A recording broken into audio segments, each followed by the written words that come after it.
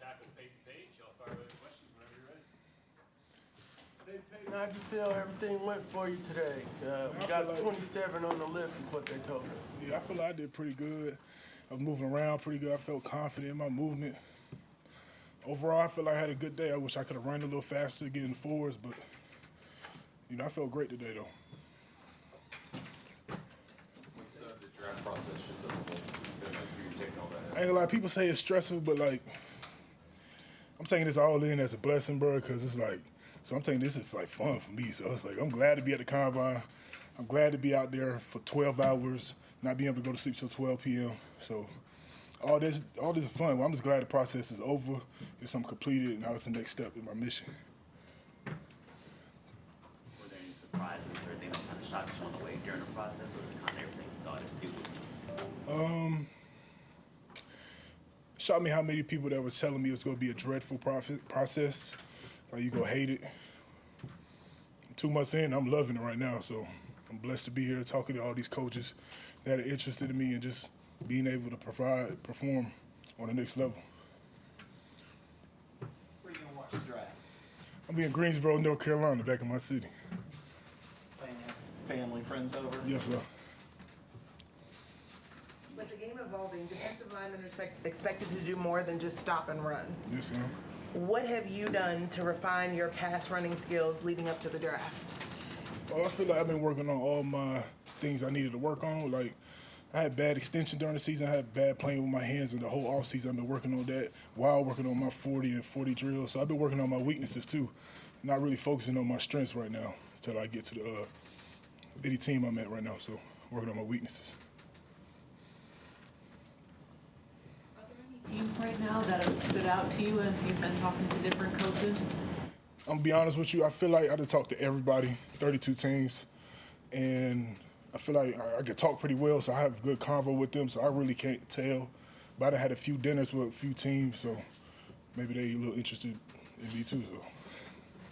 What do you want the NFL teams to know about your work ethic and playing style? Yeah, I want them to know I'm not gonna be outworked. If any vets are on the team, I don't care. I'm not outwork anybody that's in my position group. I'm coming in for competition. I'm not coming in to make friends. At first, I'm here to make brothers, and knowing they are here to compete as well. So. Your mindset, just the process from that last game out at Austin to today, just how have things been going for you personally and professionally since from then to now? Yeah, mentally, after the Austin game, I was a little down. Like, dang, that's a bad way to end it right there for me. I ain't like that ending, but sooner or later I moved on, and knowing what I got to do with my next part of my career and knowing that Clemson got this and how great they're going to be next year, I had to step forward with my career and start working on mine. So that's what I've been doing for the last 2 months. Maybe you said you loved the pre-draft process. What have you liked so much about the last couple months? Just being around new people. Like, shout out to Yo Murph up at Tampa. I was training up at Tampa, so just being around a new group of people that's want to work and willing to work every day and willing to push you every day, it was just a fun experience for me too. And I didn't know I was going to the combine. I was a late invite. So when I got invited to the combine, I'm like, everybody telling me it was going to be dreadful. I'm going to be up 24/7. I'm like, bruh, but we up 24/7 at Clemson, so I don't really care. So it's like, I was there to enjoy the process. Is it kind of surreal? I'm sure you've been working your entire life to get to this point. Is it kind of surreal that you're here on the doorstep of the NFL draft? Yeah, I feel like it ain't hit me yet. I feel like, because all my life I've just been working and working and working, I feel like I'll finally know my work paid off when I get my name called. So. And part of that work was changing your body. Oh, yeah. Yeah, I remember I was 400, so. Do people understand what you went through? Actually, some of the teams didn't know I was 400 pounds, so telling them, they were very surprised, and I could tell they was a little more interested because they knew how bad I wanted it and how bad I worked to get here. So. What were the key changes you had to make to come down from that 400 to where you are today? Yeah, I said this in the past interview. So we got this bistro. It's all the food over to the left and all the salads to the right. I always go to the right and never to the left. So I just kept eating salads, a little grilled chicken here and there. And I'll stop eating around 5 p.m. And I try not to eat breakfast till 11. So I won't starve myself, but, I was really hungry during the day. So. When you So Coach Eason, obviously, he's made that same Yeah. kind of change. Yeah, we did. Does Yeah. that help motivate you to watch him and what he's done to his body? Yeah, me and him kind of had the same process. He caught me when I was like 365. He was pretty heavy too back then, but I feel like we've both been going through this process pretty well, talking to each other privately, mentally about how the weight loss is going, like, because it's strong mentally. Going to real big to real small, real fast. Stuff changes real fast, so. What did you officially weigh in at the combine? 304. Oh, at the combine, though, I was 291. Here, I was 303, though. There was a lot of junk food at the combine. I didn't want to eat that junk food. That's what it is. So when I got back here, I started eating. I was on my regular meal plan. And I knew I was trying to weigh in at 305, though, so they just know. When did you start the process of losing weight? Right when I got on that scale, we got this big weigh. Y'all remember the big weigh-in that Clemson do every year? Right when I got on the scale and Dabo yelled out 395, I said, oh my God, I can't compete at 395. I know what I could do. And I felt like I was real cocky coming in. I was really recruited, highly recruited. So I came in thinking I was the joke. I ain't had to lose no weight. And then I got humbled really fast when I heard that 395. And I met Brian Bazee, Tyler Davis, Rukaroro. They really put me under their wing during that process. Kind of just a joke, but you find yourself going to the right in games. Can people see that on tape? You're so used to going to the right. Yeah. That's your first step.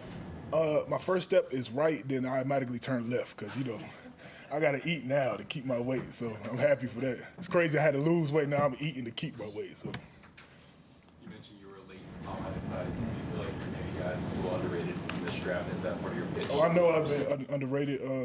I didn't have a lot of production coming to the combine, but I know my film speaks for itself. I'm really fundamentally sound. I feel like I'm one of the top D tackles in the draft fundamentally. And I've been telling every team that, and they honestly been telling me that same way, because they now just get into my tape because how low my production was.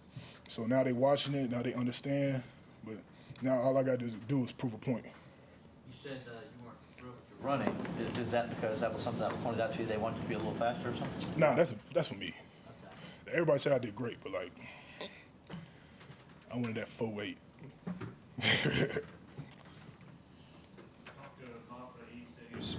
So grateful to have a former NFL player and Clemson player and C.J. Spiller kind of guide him along the way.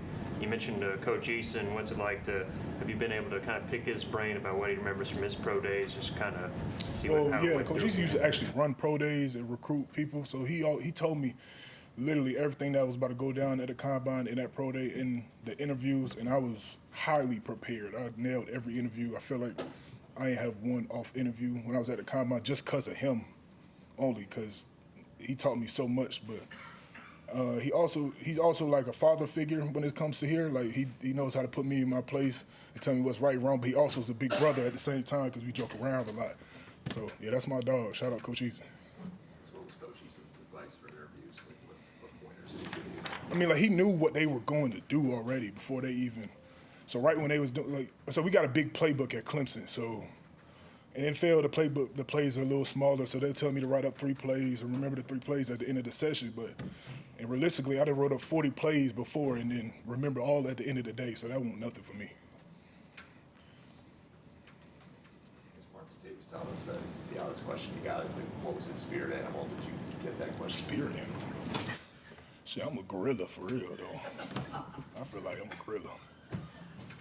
You didn't get anything on it. Nah, I ain't getting no questions like that, but I'm a gorilla though for sure.